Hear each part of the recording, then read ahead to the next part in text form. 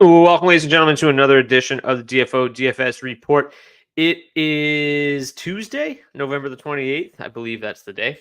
Um, yeah, we have a 10-game slate on our hands this evening. Pretty good night last night. The DFS was solid, all things considered. I landed on pretty much all of the key spots last night. Faded a lot of the key spots as well, particularly Washington. Had some Blackwood. Betting was even better last night. Undefeated night last night. So the betting card was good, which I shared most of that on the show as well. So yeah, all in all, some juicy info if you popped into the DFO DFS report on Monday. Let's keep the train rolling here on Tuesday. Let's go through the goalies for tonight's 10-gamer. We will start in Toronto, where we've got the Maple Leafs and the Panthers. We're going to likely see Joseph Woll for Toronto. Anthony Stolarz was confirmed about 10 minutes ago, starting the second half of a back-to-back for the Florida Panthers. The Devils and Islanders are likely to go with Vitek Vanacek and Ilya Sorokin. Carter Hart gets the nod for the Philadelphia Flyers. Unclear who starts for the Carolina Hurricanes. They did not skate this morning. They've been kind of rotating goalies, so if they continue with the goaltender rotation, it'll be Antti Ranta. If they decide to stick with the hot hand, it'll be Pyotr Kochetkov, who was really solid against the Blue Jackets over the weekend. So next, we've got the Minnesota Wild from Minnesota Wild and St. Louis Blues. Philip Gustafson starts for Minnesota. Jordan Binnington gets the nod for St. Louis. The Winnipeg Jets will go with Connor Hellebuck up against Jake Ottinger for the Dallas Stars. Nashville likely to go with UC Saros, who will be countered by Tristan Jarry for the Pittsburgh Penguins. You've got Peter Mrazek for Chicago up against Philip Grubauer, who makes his return to the Seattle Kraken crease this evening. The Arizona Coyotes will face the Lightning on a back-to-back. The Coyotes will go with Connor Ingram, who's coming off of a shutout over the weekend. Jonas Johansson gets the second half of a back-to-back for Tampa Bay. Edmonton will stick with Stuart Skinner. We're most likely going to see Logan Thompson for the Golden Knights. Aiden Hill got the nod last night in Calgary. Had a lot of him in DFS. He was pretty popular, but he ended up kind of falling apart at the end of that game, third period and overtime. Flames end up taking it. Thatcher Demko likely to start for the Vancouver Canucks. Anaheim Ducks will roll with John Gibson. We just found out not that long ago that Radko Gudas will not play for the Ducks this evening. He's expected to miss some time. All right, here we go. We've got our entire slate overview. We've got our sportsbook implied totals, our team ratings, and we will go through this one game by game. Welcome in. Smash that like button. Let's get into it. We'll start in Toronto, where the Maple Leafs host the Florida Panthers. Sportsbook implied total 3.6 for Toronto, 3.1 for the Florida Panthers. If you use the charts and you watch the show frequently, then you'll know that I'm always pretty high in the Panthers. The DFO and Sportsbook a little bit different tonight. DFO likes the Panthers a little bit more overall. Both teams tied 5v5 offense so far this year. The Maple Leafs much worse defensively, though, 27th versus the Panthers' number one 5v5 defense. The Maple Leafs a little bit better on the power play, though, fifth best power play, but the Panthers also good on the kill, eighth best. So overall, not a great setup here for the for the Maple Leafs, 17th 5v5 advantage, 13th power play advantage, and they project to be fairly chalky tonight. So the Leafs obviously have enough game breakers to where they can still hit. This matchup isn't great, though. It doesn't seem like a great chalk spot for the Maple Leafs tonight, but we'll get into it. Third best power or 5v5 advantage, eighth best power play advantage for the Florida Panthers. Matchups in this game, pretty high event game. Maple Leafs all below average in terms of their matchup score. So again, you take a look at the overall team view and then you take a look at the individual line view. Not a whole lot there for Toronto in terms of positive matchups this evening. On the flip side, pretty solid matchups across the board for the Florida Panthers. Slight edge to Florida 2, who was really solid last night. Florida 1 was pretty good as well. Reinhart scored 2. They've got a nice matchup as well. So I'm a little bit more interested in the Florida Panthers tonight, especially if the Maple Leafs are going to be chalky, which it appears like they're going to be at least a little bit, not like super chalky, but they do look like they're going to see some ownership. If you weren't aware, or if you haven't seen, the Maple Leafs did shake up their lines yesterday as well. Nylander and Mitch Marner flipped. So Nylander is now with Matthews and Marner is now with Tavares. Let's see how that looks in terms of underlying numbers. The Matthews-Nylander combination, much better offensively than the Tavares-Marner combination historically. So if you are playing Toronto, I do like the Matthews-Nylander combination. I think it makes a lot of sense, right? Nylander has been basically the hottest player in the NHL for most of this season. Now it gets to ride with Austin Matthews, who you would definitely say is better than John Tavares. So the two of them together definitely make a lot more sense. I would definitely, if I'm playing Toronto, be leaning on Toronto 1 as opposed to Toronto 2. Same thing as always for me. I lean a little bit more on Florida 2 than I do Florida 1, but again, both are pretty solid plays. 7th best offensive numbers for Florida 2, 15th best. So pretty good. Both lines, both matchups are pretty good. But again, I will always lean a little bit more on Florida 2 than Florida 1. In terms of the overall, Toronto 1 grades out number 6 overall, 21,100 to full stack them. Nice, still super cheap at 3,900, but obviously Matthews and Nylander are outrageously priced.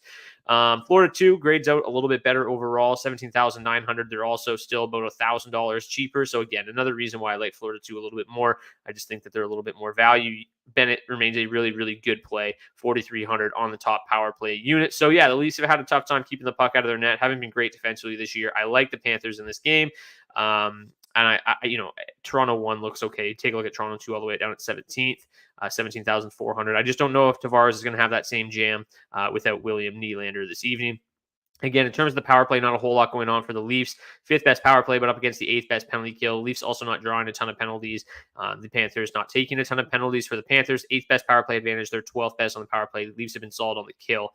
So not a whole lot on the power play on either side here, but the Panthers look to have a pretty decisive 5v5 advantage. Next game, we've got the New Jersey Devils and the New York Islanders. The New Jersey Devils have been kind of reeling as of late. Obviously had a big win over the Sabres on the weekend. Hopefully that gets them going. Jack Hughes is probably starting to get back to full health. Nico Hischier back in the lineup is definitely going to help as well. So let's take a look here. Number 1, 5v5 advantage. Number 2, power play advantage. The Devils obviously look to be in a pretty good spot tonight. It's just a matter of if they can solve Ilya Sorokin. Because, yeah, they look to set up pretty nicely here. 6th best, at 5v5 up against 24th ranked 5v5 defense. They're also the 2nd best power play up against 31st ranked penalty kill for the Islanders. So absolutely love the Devils. I bet on the Devils this morning. The Islanders seem to take a ton of money early this morning, and I definitely went the other way with the Devils. So I like them both in DFS and in the betting market if that is your thing. Let's take a look at the matchups here. So really good matchups across the board for the New Jersey Devils. The top line, the Jack Hughes line, has a slightly better matchup than the Nico Hischier line. Nico Hischier's line is going to see about 43% of their ice time hard matched up against the Matt Barzal line, where the Hughes line will see a little bit more of everybody.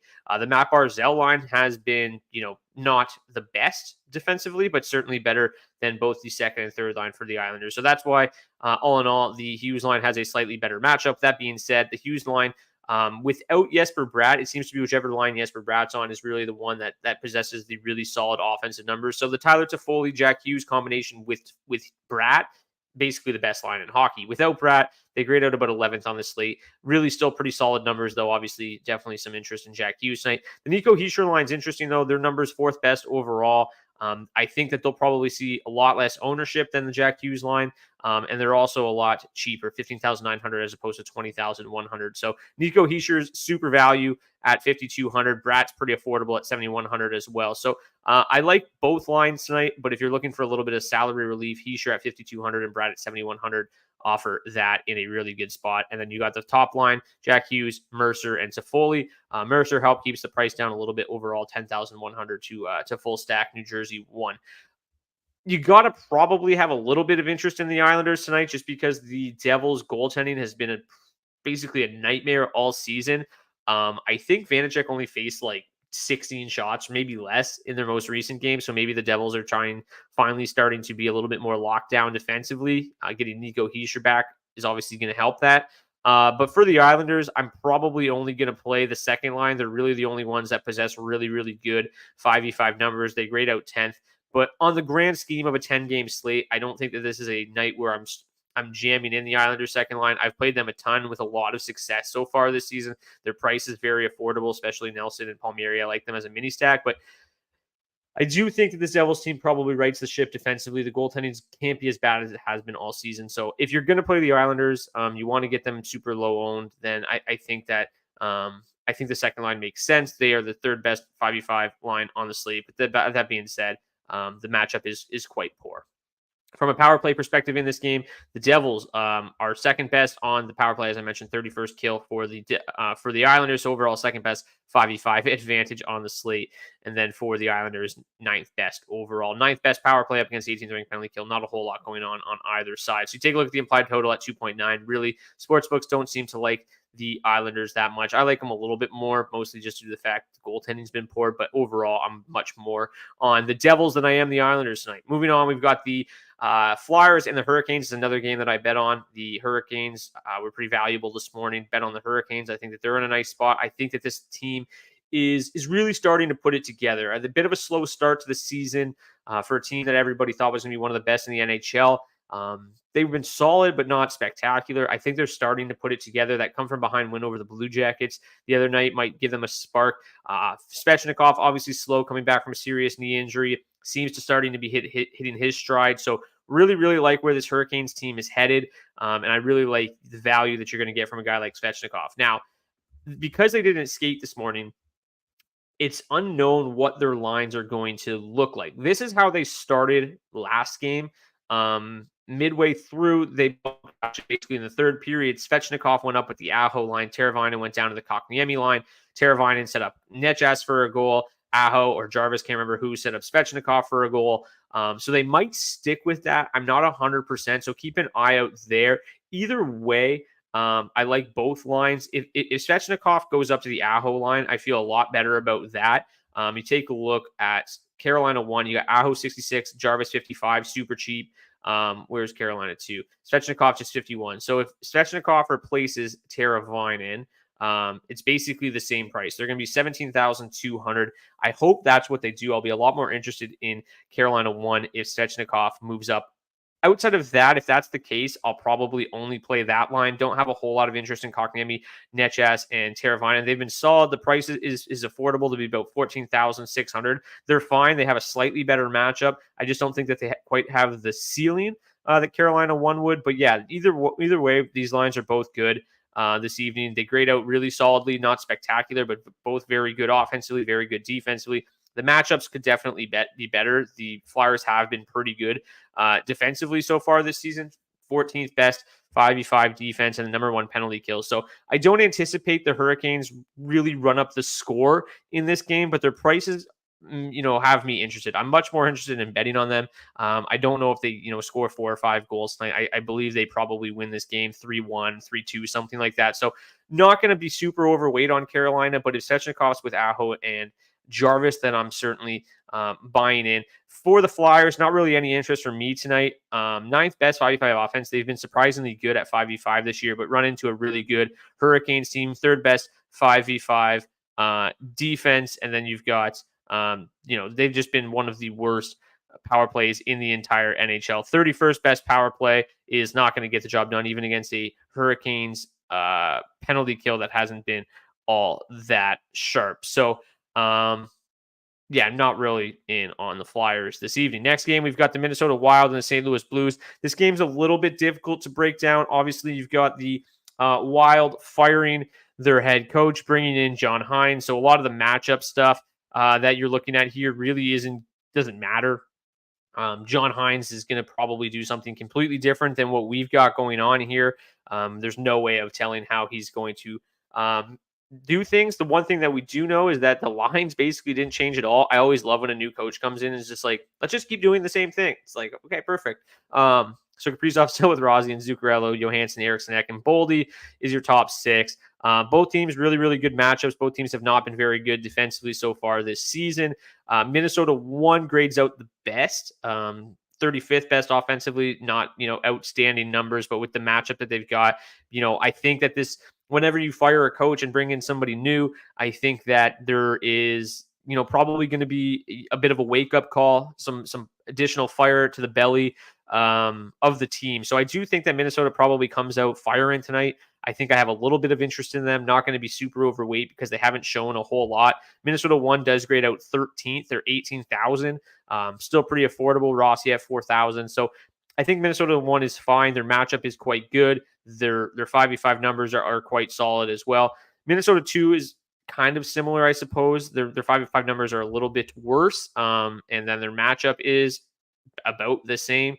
They are a couple $1,000s cheaper. I just don't think that they quite have the exact upside. Like, I love Eriksson Ek and I love Boldy. I think they're okay. I think Eriksson Ek's probably too expensive at 7,200 though. He's been on a bit of a heater. So I'll probably lean on Minnesota 1 as opposed to Minnesota 2, but I think that Minnesota 2 is reasonable. On the flip side, St. Louis 1's kind of interesting tonight. Jake Neighbors has been promoted to the top line and the top power play unit. He's been playing pretty well. Thomas and Buchnevich at 6K are fine. If the Wild suddenly turn into a good defensive team under John Hines, and obviously the Blues aren't going to be a very good play. I'm a little concerned that line's going to go head-to-head with the Joel Eriksson Ek line about 50% of the time. Again, not 100% sure that's how it's going to work with the new coach, but if it is, the matchup still doesn't look terrible. That Eriksson Ek line's been solid defensively, as they always are, but the rest of their matchups are going to be pretty cushy because the rest of the Wild have struggled defensively. So, I think St. Louis 1's fairly interesting. I don't know if I'll full stack. I don't mind Neighbors at 3,600 as a cheap one-off play. If you're looking for a value option, he's kind of like that JJ Peterka play that I mentioned a couple episodes ago. And I do think that there's something there with Neighbors, just a really good prospect and, playing in a really important situation here tonight. Moving on, we've got, actually, I should probably talk about the power play in that game. Just going back to the Flyers Carolina power plays for a second. 17th and 20th, nothing there.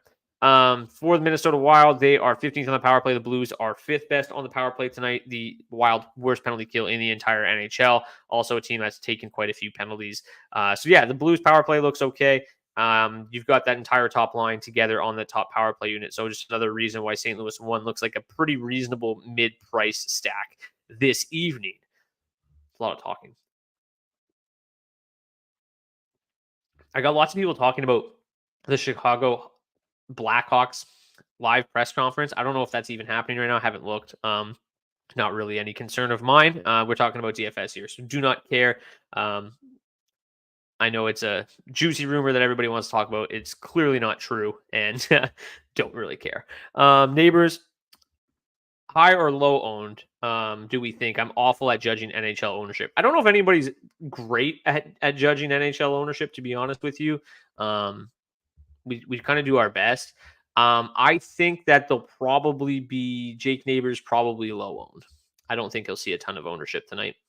But again, I don't think anybody's great on a 10-game slate. Like, if this was a small slate and he was one of the only value plays, I think he'd see a decent chunk of ownership. But on a 10-gamer, I don't think that he's groundbreaking. And it's not like he's minimum. I don't think he's minimum price or anything, right? He's 3,600, so I don't think he's going to see crazy ownership. Moving on, we've got Winnipeg and Dallas. I don't have a ton of interest in this game. You see here, both teams are very, very good at 5v5 on defense. I think this is going to be, two teams with really good goaltending. You got Hellebuck and Ottinger going head-to-head. I think this is going to be a pretty low-scoring affair. So I don't have a ton of interest. Dallas, 11th best 5v5 advantage, 7th best power play advantage. I would maybe lean on Dallas a little bit. But again, I'm not over the moon here. Like, if you look at where these teams rank, they're all super low. The highest we've got here is Dallas 2 at 13,100. They've obviously been outstanding. The matchups pretty bad for all 8 lines in this game. So not really a whole lot of interest. Obviously, Dallas 2 has been dynamite. If you want to kind of continue to ride that, there's the 12th best offensive line on the slate at 13,100. I think that I think that's pretty reasonable. Neighbors is at 0.1% ownership is what I'm seeing. LOL. Yeah. So I don't think he's going to be very high owned. So that makes sense. I took the Jets for hits tonight on the Wendy's tournament. Yeah, make sure you're joining the Wendy's Survivor Pool. DFO line combos have Scott Perunovich on St. Louis Power Play 1. That is where he's been playing. When Perunovich plays, he usually is up there. He's back in the lineup tonight, so we do expect to see Perunovich up there. We shall see if it ends up coming to fruition. They've been kind of shaking up those power play units pretty frequently lately. So last we saw, Perunovic in the lineup was on the top power play unit. Vanacek or Hart rest of season. Can't bring myself to get rid of either. And I also have Saros. Good thing Saros is starting to look like himself. Honestly, probably Hart. I just think he's going to see a lot more work. Vanacek makes me a little bit nervous. Obviously, he has probably more win equity, but it makes me a little nervous. So probably Hart, but it's pretty close. I would maybe hold on to both of them for the time being and see how it shakes out, because they're both playing. Either one's playing well or one's on a good team. I would hold on to both if you could. But let's get back to DFS. Not a whole lot of interest in Dallas and Winnipeg. Sidetrack there. Nashville, Pittsburgh. I think it's kind of an interesting game. Bet on Pittsburgh this morning. This kind of looks like a good spot to fade Nashville, because this is a team that's played well. Andrew Burnett's the best, getting the best out of every team he's ever coached, and he's doing that again with Nashville. But they've been kind of operating above expected lately, while the Penguins have been the opposite end of the spectrum, operating well below expectation. The Penguins have been, like you see here, the number one 5v5 offense in the league. They've been decent, around average at 5v5 defense. But the Penguins are like, I don't even know what the exact number is, but like 2 for 30 on the power play in their last 8 games or something like that. Again, those numbers are not exact, but it's close to that. Like, they've just been so bad, and it makes no sense. They're just so talented on that power play unit that it's going to figure itself out eventually against a Nashville team that ranks 22nd on the power play. I do think that this is a good buy low spot for the Penguins. I do think they've got some bounce back potential. The issue with targeting the Penguins from a DFS perspective is Brian Rust appears to be back tonight. The problem is they didn't run line rushes. So where he lines up is to be determined. Drew O'Connor, Crosby, and Gensel have been terrific together.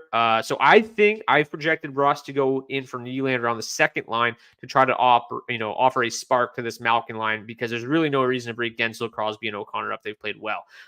So that's what I'm projecting. But again, it's just a projection, as you see here. DFO projected lineup. So if you see that, you know that we're just guessing for the most part. So it's all we've got. It's all we have to go off of.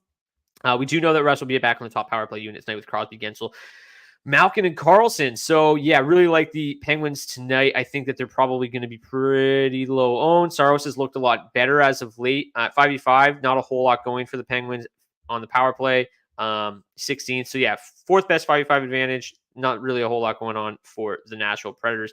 That being said, Pittsburgh won. Grades out as the number one line to target on the entire slate from a 5v5 standpoint. Gensel, Crosby, and O'Connor, 18,000 to full stack them if O'Connor is on that line. Matchup-wise, it's basically exactly average. There's going to be no hard matching whatsoever in this game. So, yeah, every line is basically got the exact same matchup. So, yeah, this Crosby line, which grades out the number one 5v5 offensive line overall, looks really good. These numbers are absolutely bonkers impressive. So I expect Crosby to continue to stay hot. Somehow he's still only 7,600. Gensel's been good. O'Connor obviously offers you some salary relief if he's on that line. Kachekov confirmed to start for Carolina. Absolutely love that. Forsberg Tuesday is a thing. Yeah, we're going to get to Forsberg here in a second. He's been outstanding. I talked about Andrew Burnett getting the best out of every team he's ever coached. That's not any different in Nashville. The top line, decent matchup, 68.4. They look pretty good still. If I'm going to play Nashville, it's definitely this top line, 14th best 5v5 offensive line on the slate. They are, they rank 8th best overall. Forsberg up to 7,800. O'Reilly 5,700. Nyquist on a heater at 4,100. I think they're fine. Not a super huge priority for me tonight, but I do think that they're in a pretty good spot. If I'm building 20 lineups, I'll probably have some. Don't love what they've got going on in the power play. 12th best overall here, just going up against a really solid Penguins penalty kill. So I swear Nashville has played every single Tuesday of this year, aside from the one day with 0 games. Yeah, it's because Forsberg Tuesday is a real thing. Wow, Pittsburgh 2.65 ownership, Sid is 3.1. So yes, low owned. Yeah, this is kind of what I'm saying. This is a really good buy low spot for the Penguins. I like Pittsburgh 1 a lot this evening. So yeah, top lines are both fine in this game. I much prefer Pittsburgh over Nashville. If the metrics start to kind of correct themselves, if the expected goals kind of bounce back for both teams, both positively and negatively, then you've got a pretty good option here or pretty good spot for the Penguins, pretty poor spot for the Nashville Predators. Okay, Seattle and Chicago. Chicago, one of the worst teams in the league. They are 31st 5v5 offense, 32nd 5v5 defense, 32nd on the power play. The problem is the Kraken aren't great offensively. Probably not going to have a great chance to take advantage. The sportsbooks still love them. DFO implied total is fine too. Overall, they have the 5th best 5v5 advantage. So I think they're okay. Where I like the Kraken is that suddenly always chalky. Third line. They have the best matchup on the slate. They also have been playing pretty well. Their 5v5 numbers are solid. They are the best on the Kraken, 28th ranked 5v5 offense. Bjorkstrand was hurt last game. They said nothing about him today. So I'm assuming he's playing. I didn't see any information about Bjorkstrand. So I'm assuming he's in. He just probably got nicked up at the end of the game, came out, he's good to go. Brandon Tanev comes out. I know that for sure. But outside of that, yeah, there's not really a whole lot of interest in this game. I think Grubauer is a fine play. I do like Seattle 3. They have the best matchup overall. They're going to see a lot of the Bedard line. They should crush the Bedard line, who's 78th out of, I think there's 80 lines on the slate. So they've been brutal. I think Seattle 3 as a value option is solid. They're probably going to see plenty of ownership tonight. They've seen quite a bit, recently. I wouldn't be surprised if they're around, like 12%, something like that. We shall see. Maybe a little bit lower, but they're probably going to be kind of chalky for a value play. Nothing crazy. But they do pair well with like Pittsburgh and some of these other lines. So really, really like Seattle 3. Outside of that, not a whole lot going on in that game. Arizona and Tampa. I mean, obviously with Jonas Johansson starting, it's like, yeah, let's get interested in the Coyotes. It's tough though, with no Barrett Hayton, with no Yusuf Alamaki, they've struggled. The matchups are poor, to say, to put it lightly. They are not good at all. So I don't love that. And then you factor in how bad these Arizona 1 numbers are without Barrett Hayton. I mean, the worst offensive line on the slate is mind-blowing. It is not worth playing them, in my opinion. Jonas Johansson's been great, but like Logan Cooley going up there has not worked yet. Maybe it will eventually. Maybe it'll click. Maybe it clicks tonight. I'm not sure, but I'm not going to pay for them given what we've seen so far. They're super cheap at 14,800. Jonas Johansson's obviously always interesting to target. They're still going to play 20 minutes tonight. So there's that. But if they see like any ownership at all because of Johansson, what they've done so far at 5v5 is gross. And the charts, like, I trust the charts, and this is bad. Arizona 2 is probably the play. They always seem to be drawing ownership right now. They've been playing super well. Arizona 2 grades out much better, which is hilarious. I probably won't play a ton of them. I never really do. I just don't like the shot volume you get out of like Michelli, Bukestad, and they're just kind of tough to trust. They've been really solid. At 11,500, I think they're a fine value option. But the matchup isn't great. And if they're going to be at all chalky, I don't really have any interest. I love the Lightning tonight, though. Ingram coming off a shutout, obviously impressive. He's been really good this year. Back-to-back for the Lightning isn't great, but this top line's just been insanely good. 5th best 5v5 offense on the slate tonight. They look really, really good. Like the old slate overview here, 2nd best 5v5 advantage, 3rd best power play advantage. They're probably going to be relatively chalky, but they look really good. Number 1 power play unit in the league going up against the 13th ranked penalty kill. Also a Arizona team that takes plenty of penalties. So really, really like the Lightning tonight, particularly this top line. If you want to include Stamkos, for the power play stack, that's whatever. It's expensive, but you can do it. Victor Hedman was on the top power play unit yesterday. There was a period of time in that game where Sergachev was there, but then Hedman was out there the next time.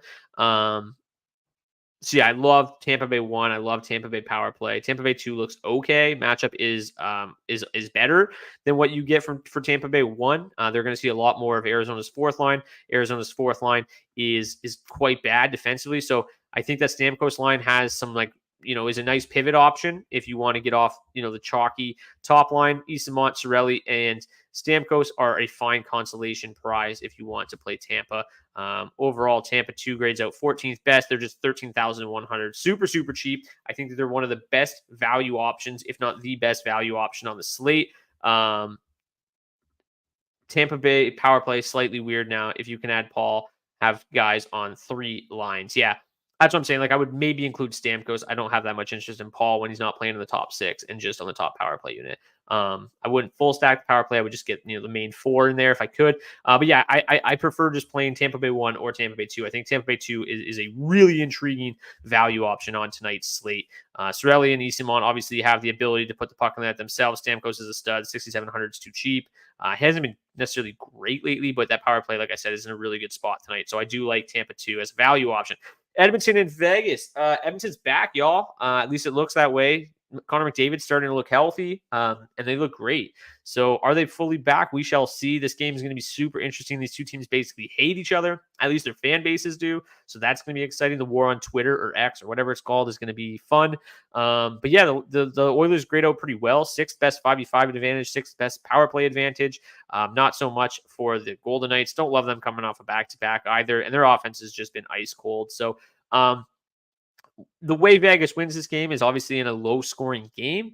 So I don't really have Vegas in mind for me this evening. The new lines are kind of exciting, and I'll probably play them when they have better matchups. Obviously, the Oilers have struggled to keep the puck out of their net. But a lot of that has to do with goaltending. Overall, they haven't been bad, right around average in terms of defense and penalty kills. So as long as Skinner plays well, which there's no reason to expect him not to, like he was good for 2 years and then just struggled, or good for a year, I guess, and then struggled to start the season. He's settling in a little bit. So yeah, I'm not overly concerned about Skinner. I think he's starting to right the ship, and this Vegas team is not scoring goals right now. So I could see this game being insanely dirty. Edmonton couldn't really react to that Pietrangelo slash in the playoffs. No, yeah, this game's going to be fun. I cannot wait to watch this game tonight. But yeah, matchup wise for both sides, not ideal. Both teams pretty solid defensively, which is funny because like the Oilers have not been really. But yeah, the matchups aren't great. The new look lines here are fun in a better matchup, but yeah, I'm interested in Edmonton. Obviously, like they grade out super well, 21,600. McDavid just had a 5-point game. Hyman's on a heater. Nugent Hopkins is too cheap. They're just too cheap because of how cold they were. Obviously, McDavid, 9,400. We've seen him much more expensive than that. We've seen Hyman. We've seen Nugent Hopkins much more expensive than that. The power play grades out sixth best tonight. The Golden Knights are solid on the kill. The Oilers aren't like a massive priority. I'm not going to be over the field on them. But I think that they're in a good spot. I don't really have any interest in playing the second line. If you want to include Draisaitl, that's fine. Overall, though, their numbers aren't great. But the McDavid line, second best 5v5 offensive numbers on the slate. So even in a kind of shitty matchup, he should probably still get his own. Looks much better now. And yeah, I don't know what kind of ownership we're expecting to see on Connor and company. It's probably going to be around 10%.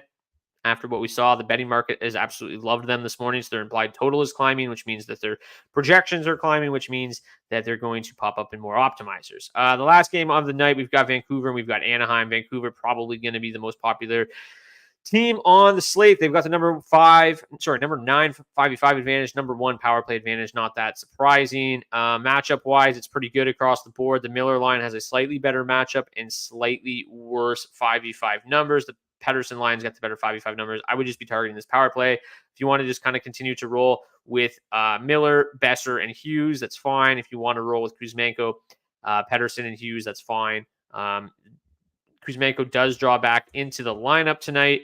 Mikheyev, Pettersson, Kuzmenko on the top line, Beauvillier, Miller, and Besser. I do like that Beauvillier is on this line now. I think he provides a little bit more offensive punch for them. 17,600 to full stack Vancouver 2 in a solid matchup is nice. A little bit cheaper to go to Vancouver 1, but Mikheyev doesn't offer a ton at 4,500. So, yeah, I like Kuzmenko 4K back on the top power play unit. Probably going to play pretty hard after being scratched for 2 games. So, yeah, both lines are fine. Both lines are going to be super chalky. The power play is going to be super chalky. Just try to pair them with another cheap option. Obviously, if you're stacking like Seattle 3 and Vancouver power play together, it's probably going to be pretty high owned. What are my favorite value stacks? Kind of talked about them already. Like they're not super valuable, but New Jersey 2 is too cheap. So again, not super value stack. My favorite value stack, as I mentioned, Tampa Bay 2, Seattle 3, probably my 2 favorites. I mentioned somebody else, but I can't remember who it is. Those are my 2 favorites for sure. New York 2 is fine as well as a value stack. But Tampa Bay 2 is probably my favorite. Just because they're not going to be as popular as Seattle 3. What is the highest event game? It's usually one of the earlier ones. The Eastern Conference is always higher event. it looks like New Jersey and the Islanders, at least plenty of shot attempts, followed by Nashville, Pittsburgh, and Toronto, Tampa. St. Louis 2, maybe.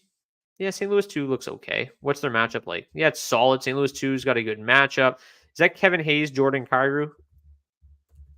Yeah, they're fine. 12,900. They're in a decent matchup here. Saad, Hayes, and Kyrou. Yeah, they're super cheap. I'm okay with that. I prefer St. Louis 1 because they fully correlate in the top power play unit, but St. Louis 2 looks like a decent value option. Cheap defenseman tonight. Don't love the Flyers, but Sean Walker is on the top power play unit tonight, 4,500.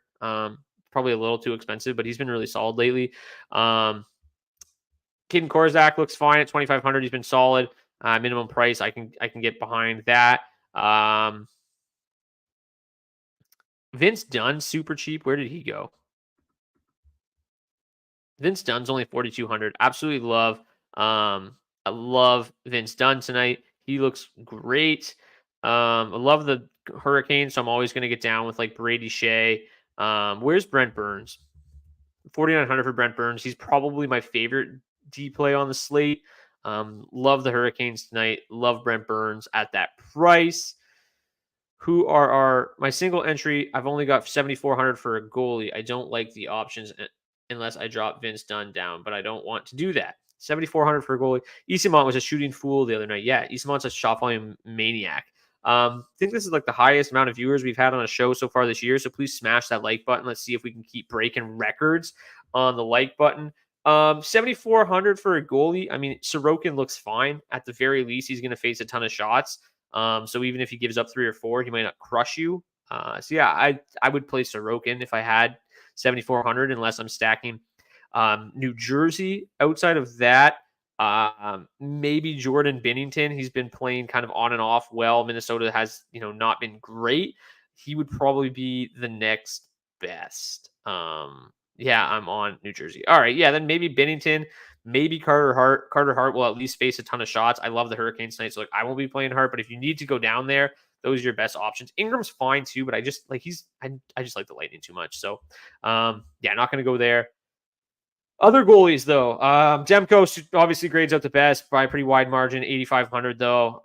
Not that interested in Wall. I do like Ottinger at 7,800. Like I said, probably going to be a pretty low-scoring game. Saros is playing well at 7,600. You can definitely interest me there. I like Yari as well. I think that Pittsburgh probably wins there. 7,800 is fine. Sorokin 74. But yeah, I'm probably going to pay up for goalies for the most part tonight. The goalies are tough. These are some really tight games. There's no massive disparity. No massively mispriced, goalies like we saw with Aiden Hill yesterday. But getting a little long-winded here. We're about 40 minutes. So that is probably going to do it, unless anybody has some last-minute questions you want me to answer before I go. I always like to see who our shot blocking gods are going to be. I think the Canucks game last year versus the Ducks were all overs. I definitely remember an 8-5. Yeah, I could see that game being high scoring. I wouldn't be surprised if it's mostly Vancouver. But yeah, Braden McNabb playing massive minutes right now at 4,300. Yeah, it looks like a shot blocking god tonight. Scott Mayfield, given how many injuries the Islanders have and how much the Devils shoot, I do think Scott Mayfield's fine there for a shot blocking god tonight. Our guy Nick Seeler probably going to block a lot of shots against the Hurricanes tonight.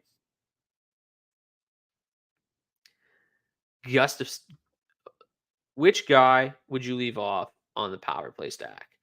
Probably Kuzmenko. He's the cheapest, but he would be the guy that's like the least likely to do anything. So probably Kuzmenko would be the one I'd have to leave off. Outside of that, like probably Pettersson, because like if you have to for price, Pettersson, just because I'd want the correlation that you get with Miller and Besser. Philip Gustafson's very cheap on FanDuel.